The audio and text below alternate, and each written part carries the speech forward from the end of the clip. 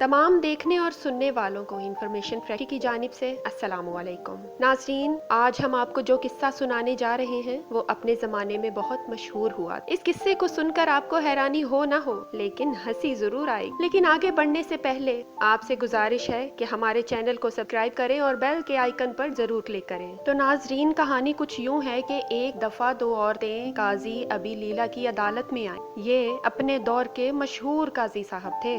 काजी साहब ने मसला पूछा तो बड़ी उम्र की औरत ने दूसरी से कहा, पहले तुम बोल लो। तो वो बोली, काजी साहब, ये मेरी फूफी है। मेरे वालिदैन की वफात के बाद इसी ने मेरी परवरिश की है, यहाँ तक कि मैं बड़ी हो गई। मेरे चचा के बेटे ने शादी का पैगाम भेजा और चचा के बेटे से मेरी शादी हो। काजी साहब बोले, फिर क्या हुआ? वो बोली, मेरी इस दवाजी जिंदगी बहुत अच्छी चल रही। फिर एक दिन मेरी ये फूफी आई और मेरे शौहर को अपनी कंवारी बेटी के साथ शादी करने की ऑफर दे डाली और साथ ही ये शर्त भी रख दी कि पहली बीवी यानी मेरा मामला ये फुप्पी के हाथ सौंप दे। मेरे शौहर ने दूसरी शादी के चक्कर में मेरा मामला अपनी फुप्पी के सपुर्द कर दिया। मेरे शौहर की शादी हो गई। जब रात हुई तो मेरी फुप्पी मेरे पास आई और बोली, तुम्हारे शौहर ने तुम्हारा मामला मेरे सपुर्द कर दिया था, तो तुम्हारे शौहर की वकालत करते हुए मैं तुम्हें तलाक देती हूँ। काजी साहब, मैं रोती पीटती वापिस आ गई। तो काजी साहब, मुझे पता चला कि मेरा फूफा यानी मेरी फूफी का शौहर लंबे सफर के बाद वापस आ गया है। तो मैं सज संवर कर उसके सामने बैठ गई। वो एक शौकीन मिजाज इंसान था। मैंने उससे कहा,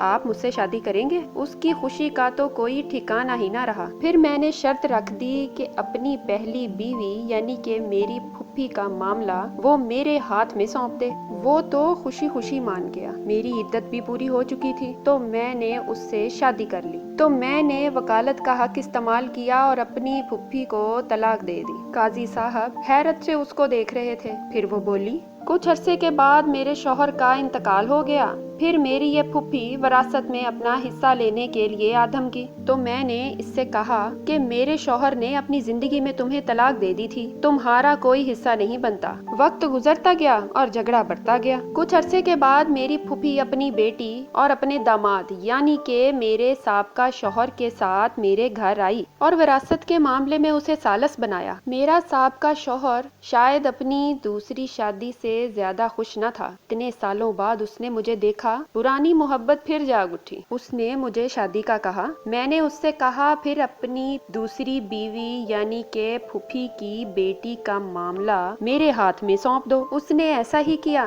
तो मैंने अपने साबका शौहर से शादी कर ली, वकालत का हक इस्तेमाल किया और उसकी बीवी को तलाक दे दी। काजी साहब सर पकड़कर बैठे थे। फिर फूफी बोली, काजी साहब, क्या ये हराम नहीं? ये लड़की मेरा और मेरी बेटी दोनों का शौहर ले उड़ी। इस पर भी बस नहीं किया तो हमारी विरासत भी ले ली। काजी साहब ने अपना सर पीट लिया और बोले, मुझे तो हलाल हराम कुछ भी समझ नहीं आ रही। तुम दोनों ने सब कुछ अपने हाथ में ले लिया। वकील बनकर वकालत भी खुद ही कर ली, तलाक भी खुद ही देती रही। अब मैं क्या बताऊं? काजी साहब ने ये वाकया उस वक्त के खलीफा मंसूर को सुनाया तो वो हंस हंस कर लोट पोट हो गए और कहा कि जो कोई किसी दूसरे के लिए गड्ढा खोदेगा खुद ही उसमें जा गिरेगा। और ये बुढ़िया तो बेचारी गड्ढे की बजाय गहरे समंदर में जा गिरी है। अल्लाह ताला हमें रिश्तों का पास रखने वाला और सराते मुस्तकीम पर चलने वाला बनाए। आमीन।